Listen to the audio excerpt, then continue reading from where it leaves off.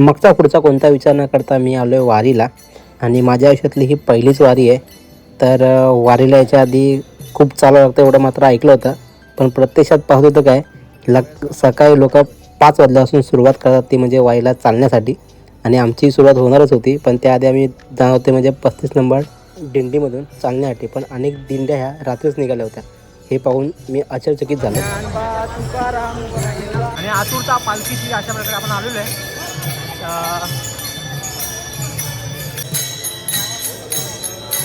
सगळे जे धावतात ते म्हणजे माऊलींचा रथ पुढे ह्याच्यासाठी सगळेजण धावतात. पाहू शकतात सगळेजण धावतात पळतात कारण माऊलींचा रथ पुढेच आहे आणि त्यासाठी सगळ्यांची धावपळ सुरू आहे ती म्हणजे माऊलींच्या दर्शनासाठी. आणि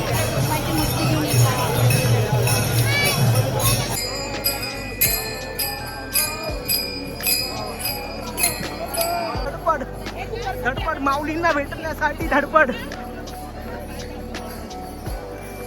माऊलींना भेटण्यासाठी धडपड चालू आहे. माऊलींचं दर्शन इथूनच घेऊ आपण. फायनली माऊली आलेले आहेत. दर्शन देण्यासाठी आपल्याला पाऊस पाटा सज्ज.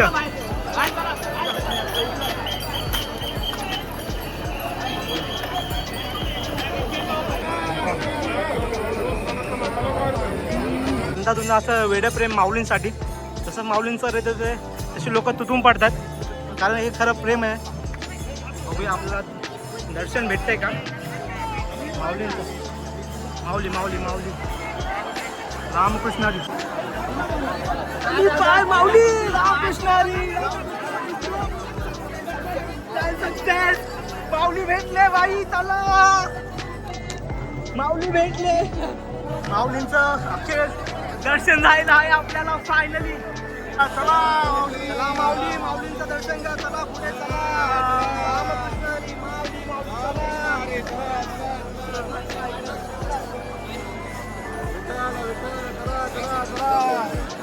थांबवले ना.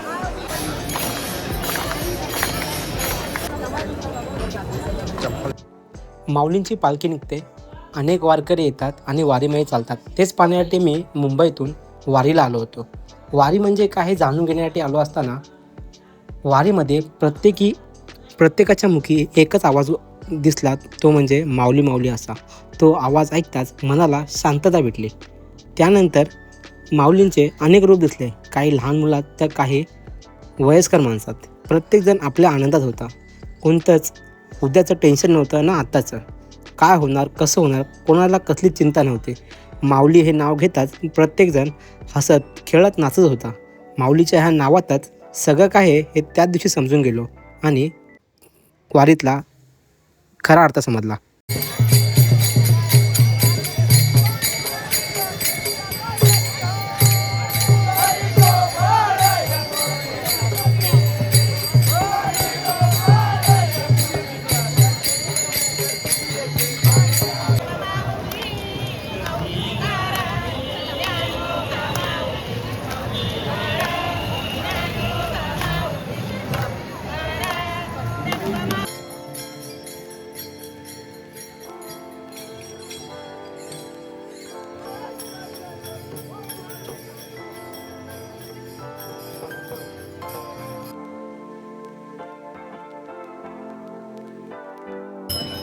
रामकृष्णारी माऊली. तर मित्रांनो, चालून आमची जराशी झाली हवा टाईट. तर आम्ही आता डिसिजन घेतलंय. तर आम्ही आता इथून निघतोय कारण कम से कम आम्ही चाललोय 7-8 किलोमीटर. बस झालं आमच्यासाठी कारण तुम्ही चाळीस सवय नाही आपल्याला. फर्स्ट टाइम वाईला आलो तर आता आम्ही डिसिजन घेतलं की इथून जाऊ तुमच्या पुण्याला रिटर्न आपल्या गणपती बाप्पाचं दर्शन घेण्यासाठी आणि तिथून डायरेक्ट मुंबईला जाऊ. तर आपला आजचा ब्लॉग कसा वाटला नक्की आवडून सांगा.